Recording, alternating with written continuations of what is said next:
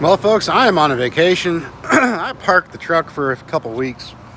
We needed to get the kids out for a nice vacation. And I'll just be honest with you right now. The rates are just too crappy. I'm just, they can do what they want to do. But for right now, I'm just putting the truck in the parking lot. Taking the time to do a little traveling with the family before my next step. So yeah, it's pretty nice out here right now. We're heading up. We're in Wisconsin Dells right now, and we're gonna go up. The wife wants to see Mall of America, so we're gonna go up there today, and then from there we're gonna go out to the Badlands in South Dakota and then Mount Rushmore, and we're gonna work our way through some of Montana and down to Colorado, over to Moab, Utah, down to the Grand Canyon. And then we're going to take Route 66 back home and see what Route 66 has to offer. But yeah, that's where we're at right now. We're in the motorhome, dragging the Jeep behind us, getting a whopping 6 miles to a gallon with the motorhome. That hurts a little bit, but at least we're enjoying, and the kids are learning out here, Kids are having a good time. It's a great learning experience for the kids to see all this different stuff out here and learn about all these different cultures and everything out here. So, yeah, it's gonna be a good time. We've been gone for a couple days already, but we're at Cracker Barrel because that's where we park in a motorhome. We don't stop at a truck stop in the motorhome. We park at Cracker Barrels because those are designated spots for motorhomes. I don't like to take up a spot for a truck when I'm in my motorhome. So here we are.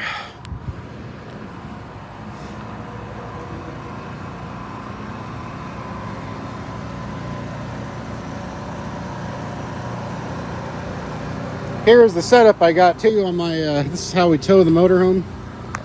I'll just show you real quick right here. We've got what's called, I believe it's called the Ready Brake, or what's that called? It's been a while since I've looked at, yeah, Ready Brake. It's called the Ready Brake, and it's all mechanical. There is no electronic device in the Jeep that brakes it. So what it does is it uses inertia as the braking device. When you stop, this device right here will slide in, like there's a spring in here, and it'll slide in because of the Jeep pushing it in. And when it pushes it in, this black cable right here pulls this loop right here, and then that loop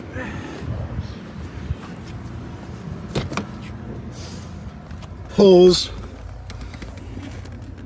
this thing right here that goes around the arm for the brake pedal. So then it pulls the brake pedal then, and it's all done via inertia. It's kind of nice.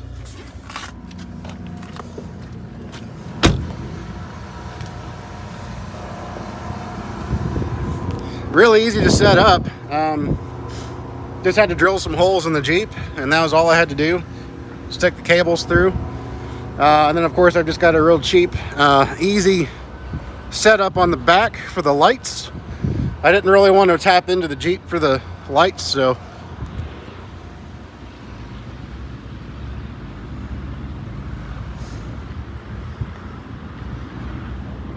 we just have some easy LED magnetic lights up there that plug into the motorhome. And I have the wire run down here. This light bar makes for a great hook anchor for the wire.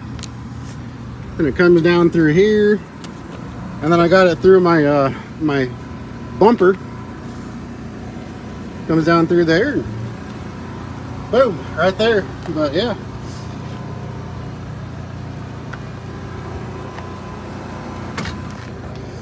That whole setup right there, one of those brake controllers, or one of those brake devices, those electronic brake devices that you see that people put in the driver's area of the vehicle, those things cost like $2,000.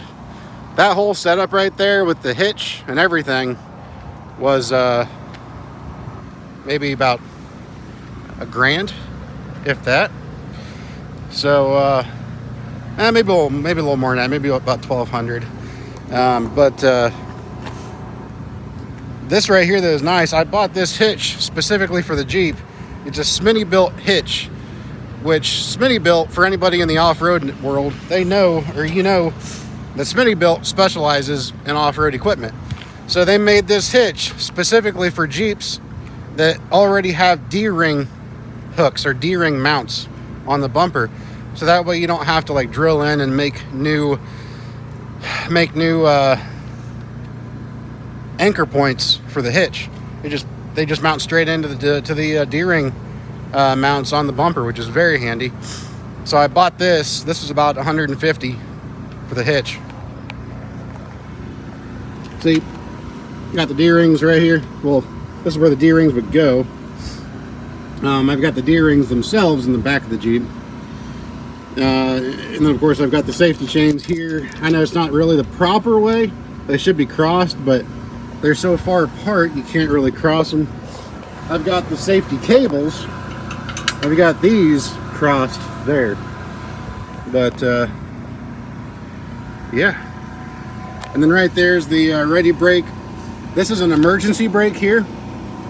And then it'll like say the Jeep breaks away. Say the Jeep were to break away from the hitch. This will initiate, it'll yank, and it'll yank this hoop right there. It'll yank that right out, and it will act as an emergency brake and lock up the wheels on the Jeep. That way you don't have a out of control vehicle rolling down the highway. So yeah, so I've got that set up there, drilled the device up into the bumper, and then I drilled this to come out for the actual brakes while I'm driving. I need to get a winch up here. That's one thing I'm missing on this Jeep, is a winch. All right. But anyways, guys, I'm gonna go ahead and sign off here with that. Just want to let you guys know where I am. I won't be on here for a little bit, spending time with the family. But y'all have a good one out there. Stay safe. I hope you guys are making the best of the situation right now, and working with what the best is that you guys can work with, if that makes sense. It definitely takes a lot of adapting right now.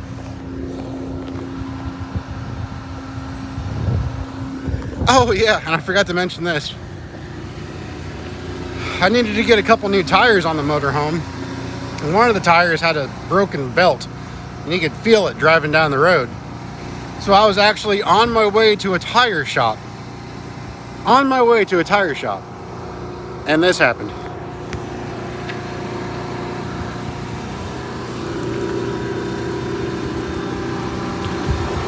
This tire right here broke that. Darn tire blew on me